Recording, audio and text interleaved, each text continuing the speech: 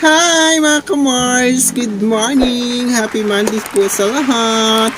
Welcome again to my YouTube channel! Ayan, for today's video mga kamars, bibigay ko sa inyo ang 10 benepisyo ng ating guyavano. Ayan, good for the health mga kamars ang ating guyavano. Kaya let's go, samahan nyo ako mga kamars!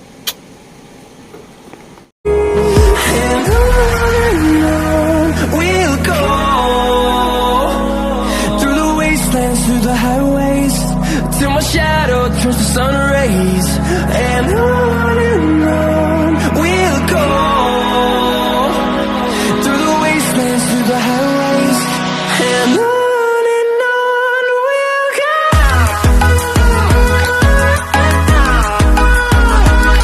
So bago muna ang lahat mga kamars, yes, binabati ko muna and shoutout sa ating mga solid supporters sa ating YouTube channel. Good morning po, good afternoon, good evening Luzon, Visayas, Mindanao.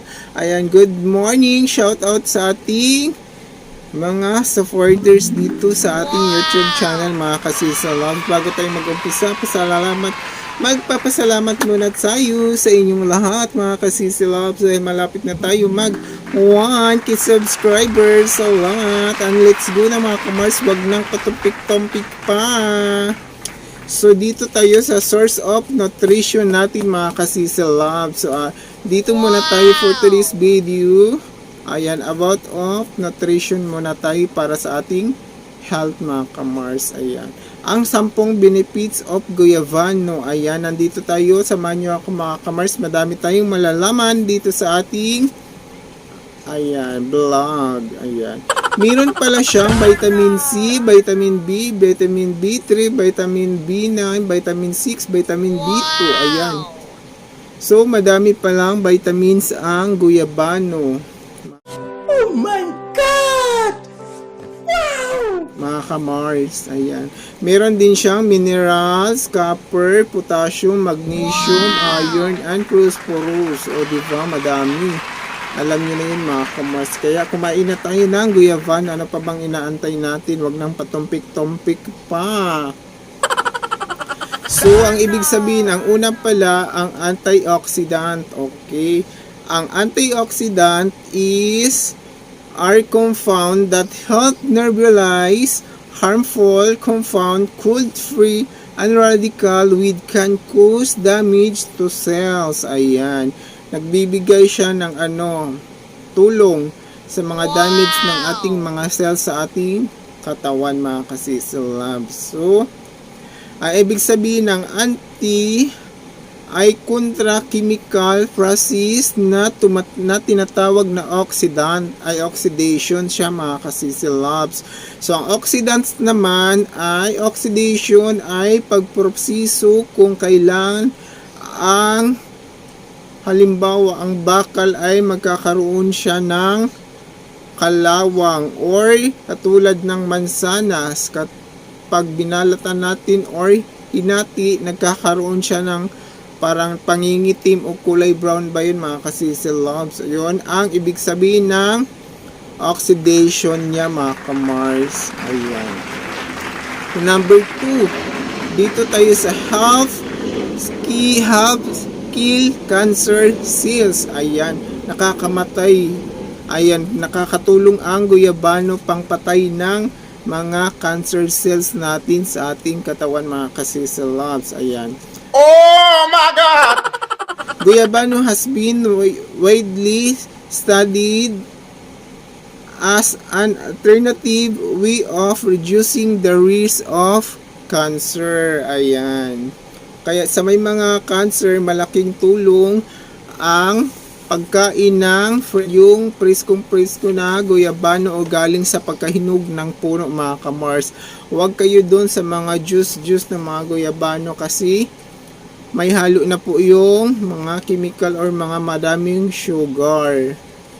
So number 3, yan, helps fight bacteria. Ayan, ang guyavano is able to effectively kill off multiple types of bacteria including strains that cause gingivitis, tooth decay, and yeast infection. Ayan. O, diba, madaming maitutulong ang guyabano, mga kalabs. So, number 5. Ay, number 4 pala. Number 4, sorry. Boost immunity. Ayan. Guyabano is a rich of vitamin C. Ayan. Ang guyabano is mayaman sa vitamin C. Which stomach teach the production of white blood cells. Ayan. So, nagpo-produkto daw siya ng white blood cells sa ating katawan. Number 5. From gastrointestinal health. Ayan, nabubulol tayo, mga kasisalabs. Yan, guyabano can be a very effective diuretic as it can cleanse the gastrointestinal tract and remove excess toxins and salt from the body. Ayan, nagre-remove daw siya ng mga o di naglilinis ng gastrointestinal or remove excess toxins and salt from the body, mga kasisalabs. Ayun, diba? Madami talagang benepisyaro ang guyabano. So, number 6. May help sa establish blood sugar level. Ayan. Malaking tulong sa ating mga blood sugar. Ayan. Ang guyabano ay can be more beneficial for those with diabetes, with pores, with a healthy diet, and active lifestyle. O, diba? Nakakaano na malaking tulong din siya sa may mga taong may diabetics. Ayan. Diabetic. Pero wag natin sabihin na nakakatulong talaga ang guyabano pag kumain tayo, pero samahan pa rin natin ng exercise, mga kasisalabs, para mabilis ang pag-process o pagbaba ng ating matataas na sugar sa ating dugo. Number 7. Analgesic properties. Inaalis dito ang mga sakit na disative and anti-inflammatory aspect of guyabano. Makes it an ideal solution for all types of body pain, both inside and out. Ayan, nakakatulong daw siya na pampawala sa mga sakit-sakit sa ating matory aspect of inside or out sa ating body. So, number 8, maintain eye health. Oh my God. O, diba, nakaka-maintain siya ng health sa ating mata. Ang guyabano ay contains of lutein, an antioxidant compound that is important for eyes health. Ayan. It helps to decrease the development of illnesses like cataract and macular degeneration. Ayan. So, di ba, malaki din daw siya nakakatulong sa may mga catarata or macular degeneration. Ayan, illness. So, di ba, o sa may mga antioxidant compound. Ayan, importante sa ating health ng mata, mga kasisalabs. So, number 9, improving stress and anxiety. Ayan, ang guyabano leaves contain antianonane and assimilovine compounds that scattering properties that act on the central nervous system. O, diba? So, malaking tulong din yung mga tuyong dahon ng mga guyabano sa ating katawan, mga kakamars. Tapos, ilalaga natin sila. Ayan. Number 10, regulating blood pressure. Ayan, sa ating blood pressure daw, or yung parang mga matataas na dugo or yung mga high blood. And ang guyabano ay contains potassium and minerals that is essential for body elimination of sodium through the urine.